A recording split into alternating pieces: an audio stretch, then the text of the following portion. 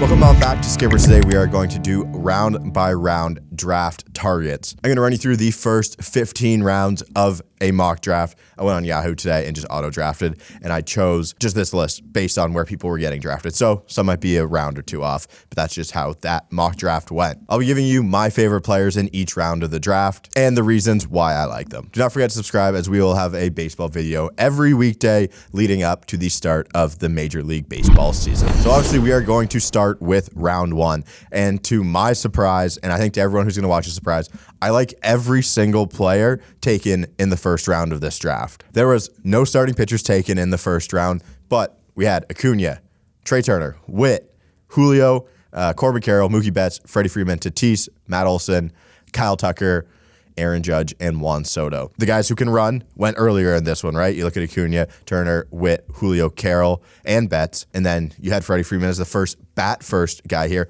But again, hits for average, does absolutely everything. And then Tatis, Kyle Tucker, I think, is bound for a huge season. He finally gets out of the 5-hole, which will be nice for him. And then Aaron Judge, best hitter in the world when he's healthy. And Juan Soto might be the second best hitter in the world when he is healthy as well. And Juan Soto, he gets to go to Yankee Stadium, protected by Judge. Those two protecting each other where they are in the lineup is going to be good for on-base percentage everywhere. So I have no problems taking anyone in round one if it is one of these bats. Now we go to round two, and the people I like: Jose Ramirez, Shohei Ohtani as the batter, Austin Riley, Spencer Strider, Garrett Cole, Yordan Alvarez, Bryce Harper, and Pete Alonso are in there. At this point, I'm not going to draft some of the second basemen. I'll just wait for Altuve in the third round if I want to go second base early instead of Ozzie Albies. But this is more the bat-only guys who don't really run, and that is the Austin Rileys, the Yordan Alvarez, and the Bryce Harper. But the bats are so good, so you want to take a chance on them as well. And then you go the two biggest strikeout guys in the league, Garrett Cole, Spencer Strider. Second round is pretty safe as well. Not a ton of pitching that puts you up there. So like I'm probably waiting on a pitcher again, like I do most seasons. But you can get two really, really good bats to start your draft. So let's move into round three. And the players that I like: Francisco Lindor, Jose Altuve, Corey Seager, Luis Robert, Manny Machado, and Kevin Gausman. If you have gone two hitters to start, I think Kevin Gausman is an awesome option. He's going to be another front runner for AL Cy Young and another person who strikes out a ton of people. And I think the Jays should be decent. Obviously, I'm a Jays fan, so Gausman should be in line for a bunch of wins.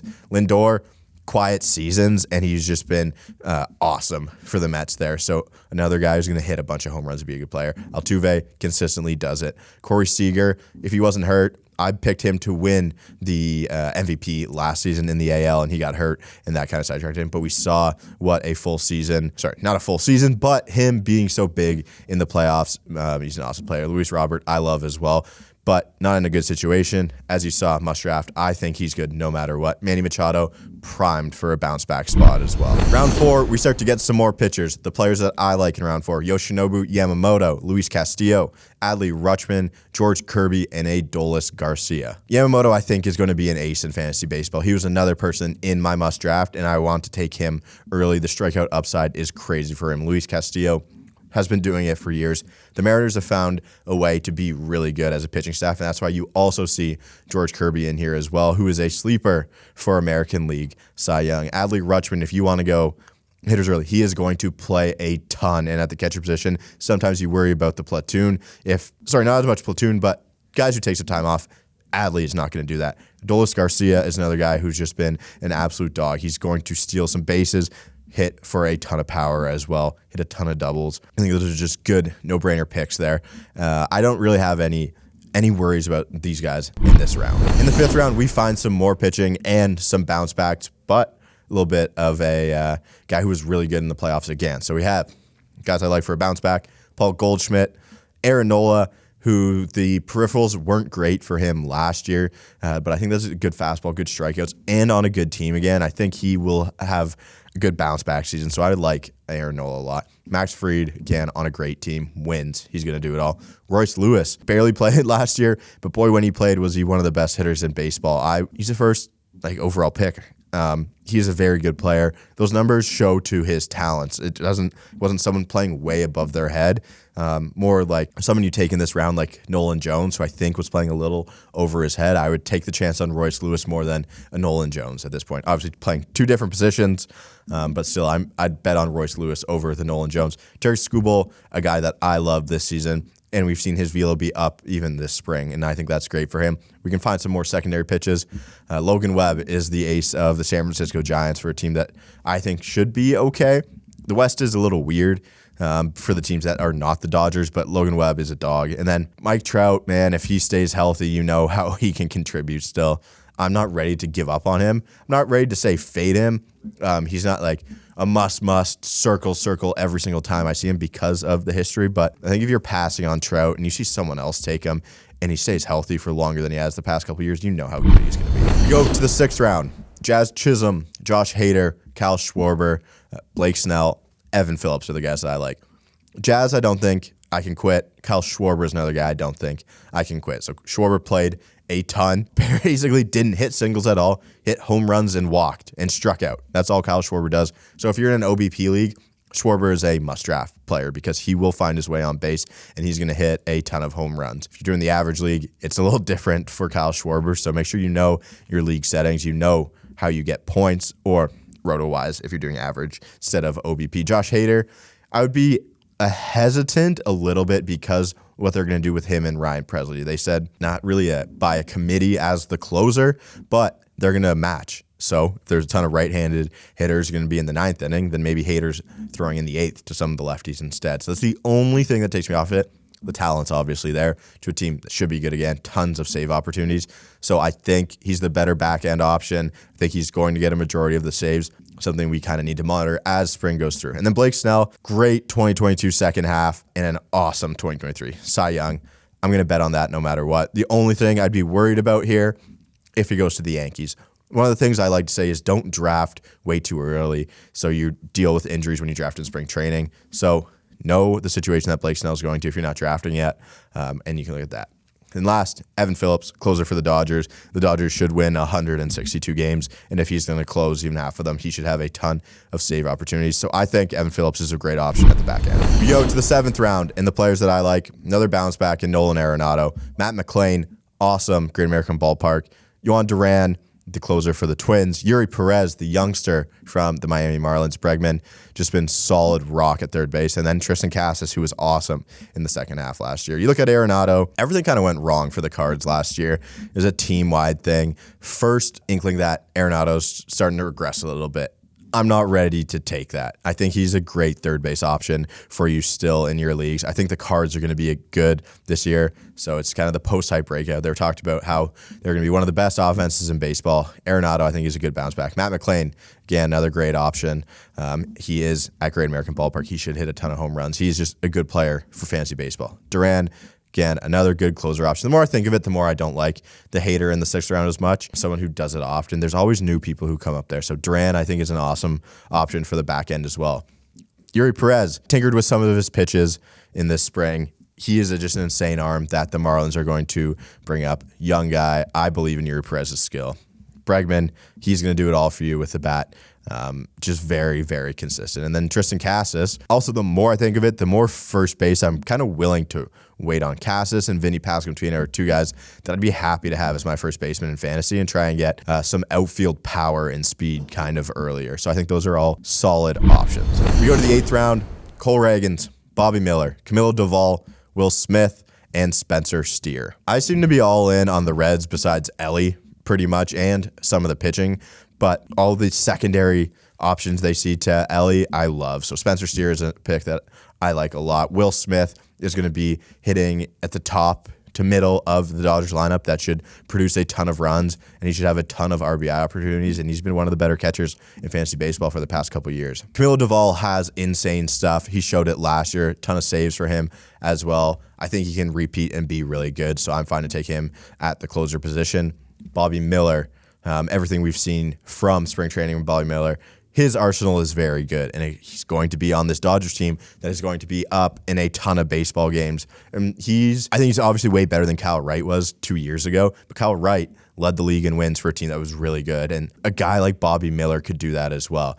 Although wins are kind of stupid when you look at pitchers, they are important to us in fantasy baseball, and Bobby Miller could be that. And Cole Ragans, I think, is a must-draft player again. It's going to look like a very funny trade from the Rangers and the Royals that Cole Ragans is going to be sick, but he's throwing 100 in spring training again. I have no worries about Cole Ragans. That Arsenal plays. The stuff is legit. I would love to draft him in the 8th round. The 9th round here is we start to mix things up a little bit. The players I like: Gleyber Torres, Jordan Walker, Xander Bogaerts, Joe Musgrove, Teoscar Hernandez, and Josh Young. First, monitor Josh Young. I know he has an injury that might keep him out of the start of opening day, but if he wasn't hurt as much last year, he put up great power numbers, and I think it's a good third base option instead of waiting. Say you want to wait 2 rounds, you don't want Arenado, Josh Young, perfect to put that up. Teoscar Hernandez, I think, is going to go to the Dodgers and be an absolute stud. He's going to hit for a ton of extra base hits. You want a piece of that Dodgers lineup, and this might be the cheapest one. That and James Outman are another one where maybe you don't want Teoscar, but I think you want a piece of someone in that outfield, and Outman might be the other guy. Musgrove, consistency. He's been really good for a couple of years here. Been really bad to start this spring, but he's a vet. I'm not worried about him getting himself right. Xander Bogaerts doesn't have to worry about playing shortstop anymore. He moves over to second base. He's got the deal. He's going to be there till he's 90 years old, and all he has to worry about is hit. He will get back way better second half last season as well. Who cares about splits that much? But he got better as the season went on. He is comfortable in San Diego. I like Xander this year. Jordan Walker, please go back to the must-draft video that I started off with. I think he's awesome, prime post-hype breakout player. And then Gleyber Torres, guy who's going to play second base. If you want to wait on the Altuves, the Albies, I think Gleyber is a good discount there in the 9th round. Go to the 10th round, pair of Tigers, player in the NL Central. We have 2 pitchers as well. So Christian Javier, it was rough there for a little bit with Javier last season. I think he figures it out. I think that is a good arm, a nice discount on him. But then again, you have Sonny Gray, who was second in AL Cy Young voting, third in AL Cy Young voting. He goes to the NL Central, where I think he has an even better chance. He's just a central merchant where they get to play all the bad teams, but doesn't matter to us. We want Sonny Gray on our teams. Brian Reynolds has been a consistent player for fantasy. He's going to get a ton of at-bats at the top of that lineup, and we hope to God he will get moved at some point. And then we have Torkelson and Riley Green. I believe in both of these guys. We saw a little bit of a breakout last season. A little more power numbers from both of them would be awesome, but I think these are 2 really good players. I just like these guys. So fantasy-wise, I'm fine to take these players in round 10. We go to round 11, and my favorites are Yandy Diaz, Seiya Suzuki, Yainer Diaz, Michael King, and Andres Munoz. The more and more I look into some closing pitching, I think Munoz is a great opportunity. Johnny and I on our show today talked about how we think the Mariners are going to go over their win total of 86.5. That happens on Twitch every day at 11:15. I think the more you can find these discounts, it is tough to see the same guys at the top closing pitching every single year. So a guy like Munoz has this stuff. You think the M's are going to be good? I would take him. Michael King showed what he could do at the end of last season. So as long as he's getting a ton of innings, Michael King's going to be an awesome one for fantasy baseball. Yainer Diaz is a hit-first catcher. We don't have to worry about Dusty Baker playing Martin Maldonado instead. Yainer Diaz has the keys to the Houston Astros, and he is going to slug, and he is going to be a great discount here. He's not going to run, but he's a very good bat. Seiya Suzuki was must-draft last year. Some injuries, things happen. Still thought he had a pretty decent season. I'm back in on Seiya Suzuki for this year. And then Yandy Diaz was awesome, one of the best first basemen in baseball. I think, again, you get a nice discount here. We go to round 12. Josh Naylor, Luis Arias, Clay Holmes, Francisco Alvarez, and Hunter Brown. Hunter Brown has all the underlying numbers on his fastball to say he's going to be really good. I'm back in on him with the Astros helping him out. Francisco Alvarez, one of the best young catchers in baseball. He's going to hit a ton of home runs, a ton of power. And again, fantasy baseball, we don't need to worry about defense. But I think Francisco Alvarez, again, they love him in New York. He is their guy. They're going to let him have the most leeway of all time, so that's great. Here's another guy that I want to take as a closing pitcher option later. That's Clay Holmes. I think the Yankees are going to be very, very good this year. I hate to say that, but having their closer should be good because he should have a ton of opportunities in the back end of games. Luis Arias, if you're trying to do average, you're playing Roto, you need a guy like that. It seems pretty easy at this point.